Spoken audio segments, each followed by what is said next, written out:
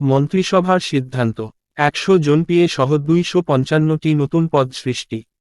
আজকের ফরিয়াদ, staff reporter, ৩১ December, রাজ্যের মুখ্যমন্ত্রী থেকে শুরু করে অন্যান্য নেতা মন্ত্রীরাও ইতিমধ্যেই জানিয়েছেন বিজেপি আইপিএফটি জোট সরকার ১৩,০০০ সরকারি চাকুরি প্রদান করেছে। আগামী দিন আরও বেশ কিছু সরকারি চাকুরি প্রদান করা হবে।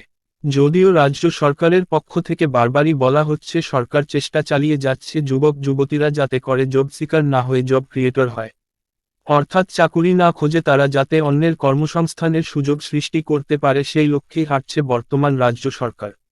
যে কারণে মুখ্যমন্ত্রী ডাঃ মানিক সাহাও প্রধানমন্ত্রীর দেখানো পথে দক্ষতা বৃদ্ধির উপর জোর দিচ্ছে। তা সত্ত্বেও সীমাবদ্ধতার মধ্যে থেকে রাজ্য সরকার যতটুকু পারা যায় সরকারি চাকুরি প্রদানের চেষ্টা চালিয়ে যাচ্ছে।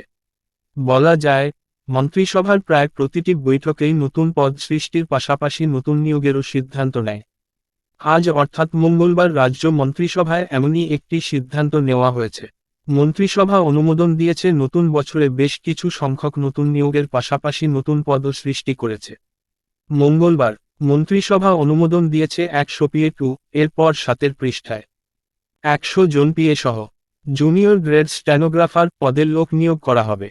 তাছাড়া স্বরাষ্ট্র দপ্তরের জন্য রাজ্যের ৭ জেলায় ৭০টি নতুন ডেপুটি ডাইরেক্টর অব প্রসিকিউশনের ৭০টি শূন্য পদ সৃষ্টি করা হয়েছে।